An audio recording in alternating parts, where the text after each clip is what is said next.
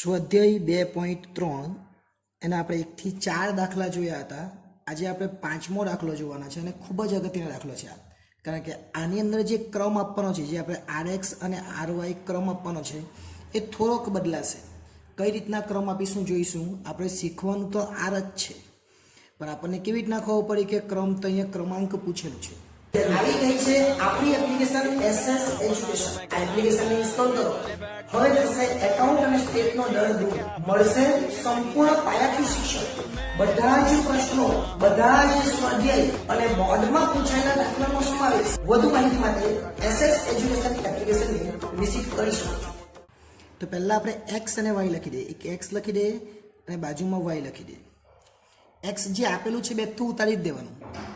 156 153 185 157 163 191 અને 162. એ જ રીતના 154 148 162 157 162 170 અને 154. શું અલગ છે જોજો. જો અહીંયા 162 બે વખત છે, 154 બે વખત છે, એટલે જ્યાં ડબલ રિપીટ થશે ને એ થોડુંક બદલાશે. એટલે હવે થોડુંક આપણે વિચારીને ધ્યાન આપીને દાખલાને જોવાનું છે, એટલે સમજ પડી જશે. તો પહેલાં આપણે શોધવાનું છે rx અને બાજુમાં આપણે શોધીશું ry. હવે ક્રમ કેવી રીતના આપવાનો? તો સૌથી મોટો આંકડો આપણે 1 નંબર આપીએ, આપણને ખબર છે. તો અહીંયા 191 ને 1 નંબર આપવાનો. ત્યાર પછી આપણે જોઈએ મોટો આંકડો 185 ને 2 આપીશું. ત્યાર પછીનો મોટો આંકડો 163 ને 3 આપીશું. 162 ને 4 આપીશું. એ જ રીતના 157 ને 5 આપીશું. 156 ને 6 અને 153 ને 7. અહીંયા તો આપણને એવું કંઈ દેખાતું નથી જે રિપીટ થયું, પણ જે y છે, yની અંદર કેટલાક આંકડાઓ રિપીટ થાય છે. જોઈએ આપણે. સૌથી મોટો આંકડો 1 છે, 170 એટલે એને 1 આપીશું. ત્યાર પછીનો મોટો આંકડો 2 વખત છે, એટલે 162 બે વખત છે, એટલે 162 ને 2 આપવું પડે અને 162 ને 3 આપવું પડે. એટલે 162 કેટલી વખત છે? તો 162 બે વખત છે. જોઈએ અહીંયા 162 બે વખત છે, એટલે એકને 2 આપવું પડે ને એકને 3 આપવું પડે, પરંતુ બંને સરખું જ છે એટલે એ રીતના આપણે આપી નહીં શકીએ. તો એકને 2 વત્તા 3 કેટલા થાય? 5 થાય. અને ટોટલ આંકડા કેટલા? 2. એટલે બંનેને આપણે સરખો આંકડો આપવાનો 2.5 2.5. એટલે 162માં આપણે લખીશું 2.5 અને 162માં આપણે લખીશું 2.5. હવે 2 ને 3 સુધી આવી ગયો, 4 આપવો પડે. તો હવે 4 કોને આપીએ? તો 4 એનાથી મોટો આંકડો કયો છે? 4 157 ને 4. ત્યાર પછી 154 ને 5 આપવું પડે. ફરીથી આપણે પેલું એ કરવાનું. 154 કેટલી વખત છે? તો 2 વખત. તો અહીં 154 લખું છું હું, ફરીથી 154 લખું છું. સાંભળજો. 154 હવે 4 સુધી આવી ગયું, તો 154 ને 5 આપવાનું અને એક 154 ને 6 આપવાનું. 5 ને 6 કેટલા થાય? 11. એને 2 વડે ભાગવાનું એટલે 5.5 આવે. એટલે જે આપણે 154 જોઈએ છે, 154માં બંનેમાં કેટલા લખીશું આપણે? 5.5 અને 5.5 અહીંયા. હવે 6 સુધી તો આવી ગયા એટલે 7 આપવાનો. હવે 148 ને 7 નંબર આપીશું એટલે પૂરું થઈ જાય. પણ કેટલીક વાર એવું થશે કે કોઈક આંકડો 3 વખત આવે.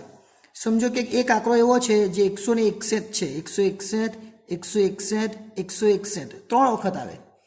અને એટલે 1 આપવાનો, એકને 2 આપવાનો અને એકને 3 આપવાનો. 3 3નો સરવાળો કરો. 3 ને 3 કેટલા થાય? 6.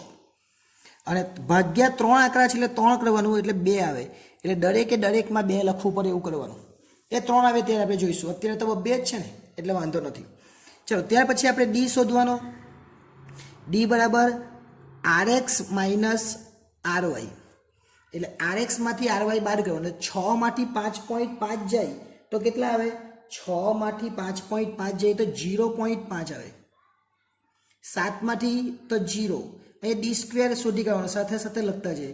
0.5 નો વર્ગ 0.25, 0 નો વર્ગ 0, 2 માંથી 2.5 એટલે -0.5 આવે. પરંતુ વર્ગ તો પ્લસ જ થઈ જાય એટલે કે 0.25. 5માંથી 1 જાય તો 4 જાય તો 1 અને 1નો વર્ગ 1. 3માંથી 2.5 એટલે 0.5 એનો વર્ગ કેટલો થાય 0.25. 1માંથી 1 0, 1માંથી 1 0.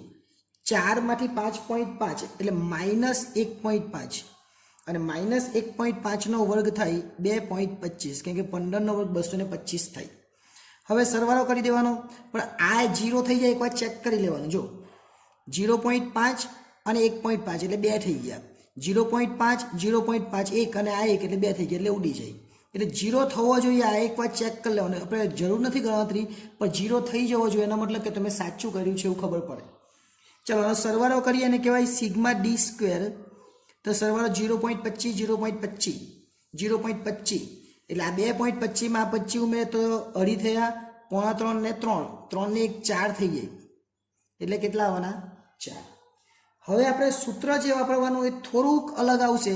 જ્યારે આવો આંકડો રિપીટ થતો હોય ત્યારે જે સૂત્ર વાપરવાનું છે એ અલગ છે. એ સૂત્ર અહીંયા લખું છું. r બરાબર 1 માઇનસ જે આપણું સૂત્ર આવે એ તો આવવાનું છે 6 સિગ્મા ડી સ્ક્વેર, આ તો આવવાનું છે, પણ પછી વત્તા CF બી આવે. શું આવે? વત્તા CF અને છેદમાં n સ્ક્વેર -1. આ જે CF છે અત્યાર સુધી નહીં આવતો હતું, 1 થી 4 દાખલામાં. અત્યારે CF આવ્યું. કેમ કે આંકડાઓ રિપીટ થયા અને જ્યારે આંકડાઓ રિપીટ થાય ત્યારે આપણે CF ને લેવું પડે. એટલે અત્યારે આંકડાઓ આપણને રિપીટ થતા જોવા મળ્યા એટલે આપણે CF ને લેવાનું છે. ચલો CF લીધું, પણ CF આવશે કેવી રીતના? તો બે આંકડા એવા હતા જે રિપીટ થતા હતા. કયા કયા બે આંકડા?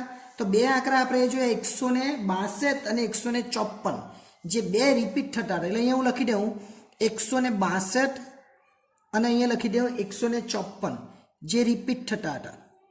એટલે આપણે અહીંયા લખી શકીએ પુનરાવર્તિત ચલ અથવા પુનરાવર્તિત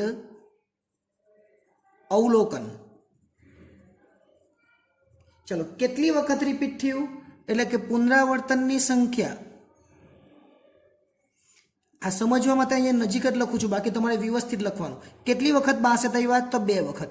54 કેટલી વખત આવ્યા? તો 2 વખત. હવે આપણે સૂત્ર છે m નો ઘન માઇનસ m છેદમાં 12 અને આ m કહેવાય. એટલે m નો ઘન એટલે 2 નો ઘન, 2 નો ઘન એટલે 8 થાય અને એમાંથી 2 માઇનસ કરવાના અને ભાગ્યા 2 કરવાના, 12 કરવાના સોરી. એટલે m નો ઘન એટલે 2 નો ઘન 8, 8 માંથી 2 જાય ને ભાગ્યા 12 એટલે કેટલા આવે? તો આવશે 0.5. એ જ રીતના ફરીથી 2 નો ઘન 8, એમાંથી 2 બાદ કરવાના અને ભાગ્યા 12 એટલે 6/12 એટલે એ પણ કેટલા આવે? 0.5.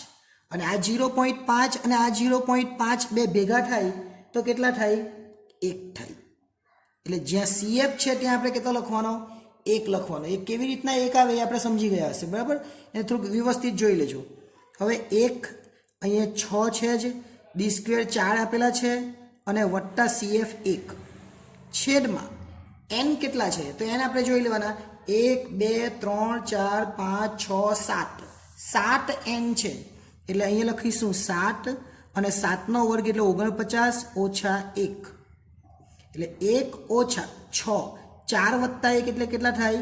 5. જો તમે CF નહીં લીધું હોતે તો તમે એટલે 24 થતે નહીં, આપણે 30 થવાના છે. આગળ ચાલીએ. 7 અને 48, 1 ઓછા 6 50 30 થયા ને. જો તમે નહીં લે તો 4 આવતે, 6 ચોક 24 થતે એટલે દાખલો ખોટો પડે. એટલે આ પ્રમાણે દાખલો આપણે શીખવાનો છે. 48 ગુણ્યા 7 કરવાના. 48 ગુણ્યા 7 કરીએ એટલે 336 થાય. હવે 1 ઓછા 30 ભાગ્યા 336 કરે એટલે 0.09 આવે અને 0.9 માઇનસ કરીએ આપણે આમાંથી એટલે કેટલા આવશે? 0.91. એટલે આપણો છેલ્લો જવાબ જે R આવે એ R કેટલા આવે? 0.91 આવે. અને એને શું કહેવાય? સંપૂર્ણ નહીં કહેવાય પણ આંશિક અથવા અંશતઃ. સંપૂર્ણ કોને કહેવાય? 1 આવે, +1 આવે તો સંપૂર્ણ ધન અને -1 આવે તો સંપૂર્ણ ઋણ. આને કહેવાય આંશિક ધન સહસંબંધ. જો અર્થઘટન પૂછે તો, અને ન પૂછે તો બી લખી દેવાનું આંશિક ધન સહસંબંધ અથવા અંશતઃ ધન સહ સંબંધ. ફક્ત ફરક શું હતો? જે અવલોકન પુનરાવર્તિત થતું હતું એના માટેનું આપણે આ શોધવાનું છે CF. એટલે આટલી વસ્તુ ખાસ ધ્યાન આપીને જોઈ લેજો ફરીથી એકવાર, એટલે તમને મુશ્કેલી ન થાય. નેક્સ્ટ ટાઈમ જ્યારે મળીશું ત્યારે બીજો એક દાખલો જે છઠ્ઠો છે એ જોઈશું. આભાર.